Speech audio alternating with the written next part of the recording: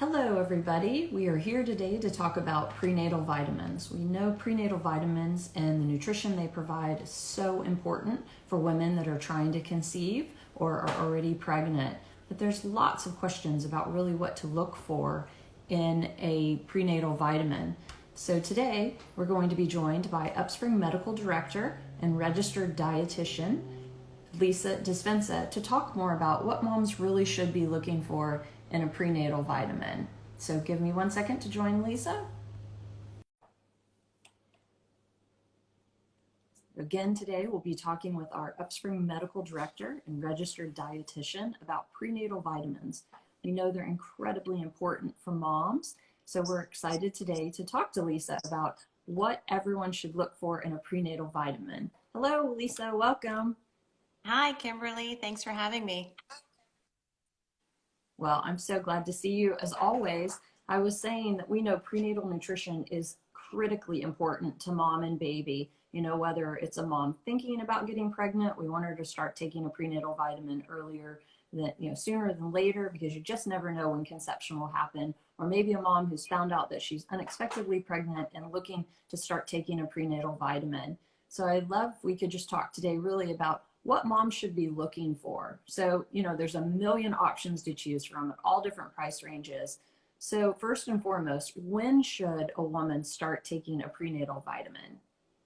So as you said, ideally when planning for pregnancy, but of course, about 50% of pregnancies go unplanned. So it's really important that there's a folate containing multivitamin that's being taken early, and that, preferably a prenatal vitamin. And also that you have folate along with other B vitamins at adequate levels, which really help cover off that first 21 days of pregnancy, which are so important. And then, of course, continue throughout the pregnancy. Absolutely. So, as I said, there's so many choices, right? Mom goes to her local grocery store or her drugstore, and there's hundreds, if not, that might be exaggeration, but there's lots and lots of prenatal vitamins to choose from. So, what is most important for women to look for in a prenatal vitamin?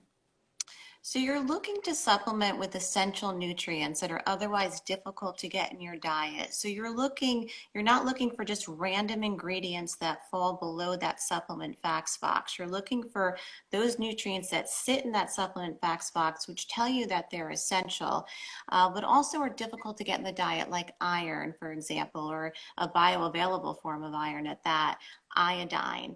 DHA, omega-3 fatty acid, not just fish oil, but DHA, and choline. Those are some key nutrients that are just difficult to get in the diet. And then you can look at that level, right? They should be adequate levels.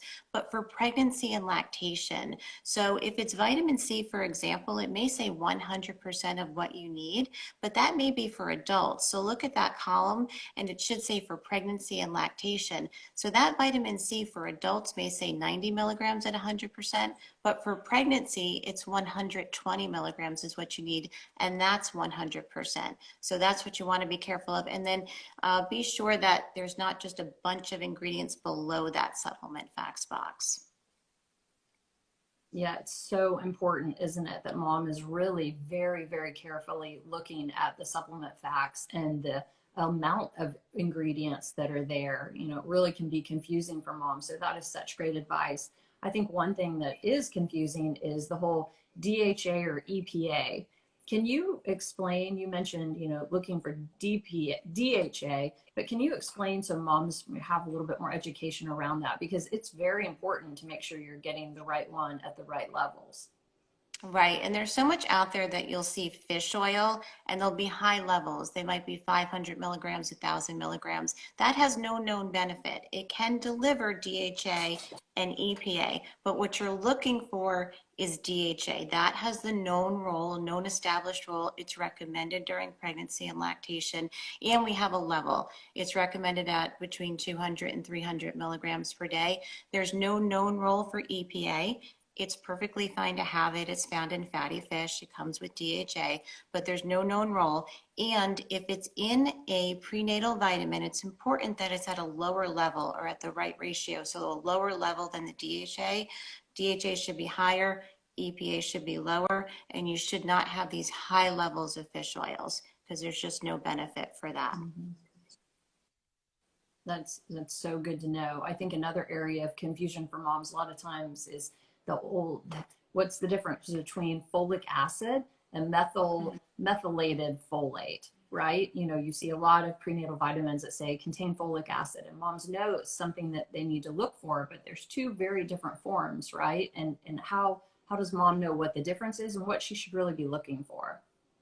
Right. So both play an important role. Folic acid and methylated folate both play an important role in helping to prevent neural tube defects.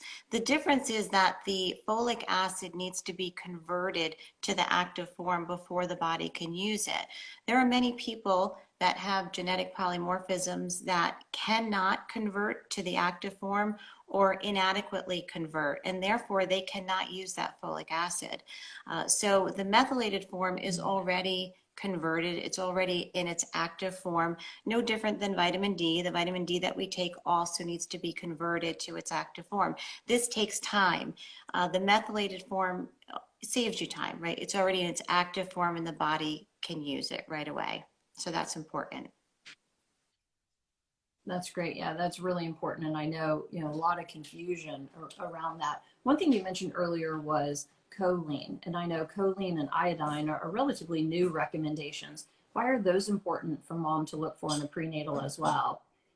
Yeah, they're very important. Choline is a bulky nutrient. We need it at a high level. So we need it at, about 550 milligrams. So it's bulky, it's difficult to fit into a prenatal, but it's very essential, like iodine for fetal brain development. So I would say look for a prenatal with choline at about that 55 milligrams, and also make sure that your diet is rich in choline. So eggs and milk and meat are sources of that.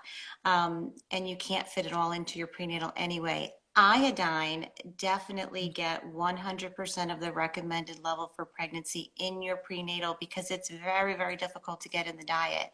And that's very important for hormone imbalance as well.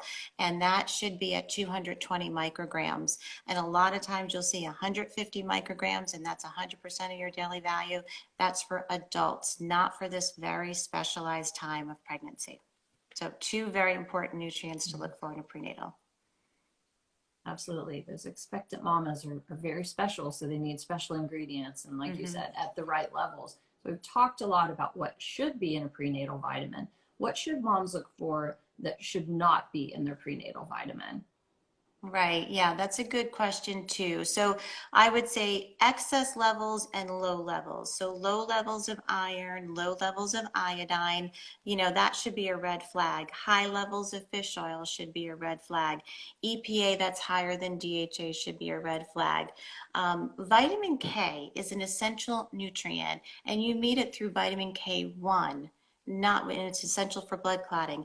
Vitamin K2 does not meet your essential needs for it, and it's below that supplement facts box, and there's no need to supplement it or have it in your prenatal. Also, random multiple blends of probiotics. Probiotics can be a benefit, but they need to have the right genus, species, strain, and dose that's been clinically studied for pregnancy, or else it has no known benefit. And I would say you're not buying a prenatal vitamin for digestive enzymes. So we're really looking to supplement with essential nutrients. Digestive enzymes would be something more that would be recommended separately and from your physician. So avoid things that a lot sit below that supplement facts box and are just random blends. We want to be really intentional about where we're putting our money to really supplement our diet. That's right. And there are all kinds of price ranges, right? So really look carefully at that supplement box to make sure what ingredients and at right levels, especially making sure they're at the right levels for an expecting mom. You mentioned digestion and some probiotics. We have a lot of moms that sadly say either I tried 10 different prenatals or I had to stop taking my prenatals because I was queasy. Obviously, that's not something we want mom to do. We want her to continue taking that prenatal throughout her pregnancy and maybe even beyond postnatally. What should moms do if they do find they're getting queasy after taking a prenatal? Right. So it can always help to take with food. And food also optimizes nutrient absorption and supports digestion. And you can also take your prenatal in a divided dose. So you could take it if it's in capsule form, if it's Mhm. 2 per day, one in the morning, one in the evening, and that may help with that. Yeah, I think that's a great suggestion. I know when I was expecting, I kept some little crackers by my bed. So the first thing I did was pop a cracker in my mouth even before I got out of the bed, just to kind of start my day. So it is important that mom try all kinds of different things to help, and sometimes it passes right after the first trimester. You might be feeling a little bit better too. These are all such great things about prenatal vitamins, but we also get moms asking, well, are there other supplements I should be taking in addition to a prenatal vitamin? Right. Yeah, that's a good question. So, depending on, how much calcium or dairy products are in your diet, you can consider a calcium supplement. You should take it separate from your prenatal because calcium really does compete with other minerals for absorption. So, ideally, you'd separate them. Uh-huh. Also, that can also ease some of that GI upset that can be associated with supplements.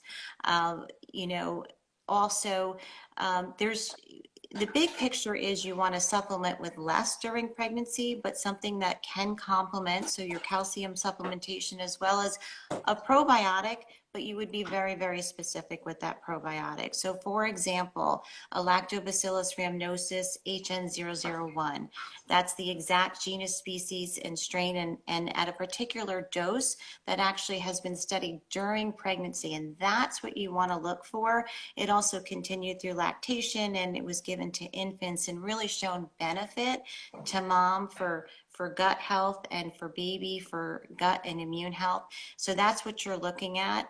And we have long-term data on that particular probiotic. So I would say that's a nice complement to a prenatal and potentially a calcium supplement, depending on how much calcium you consume in your diet.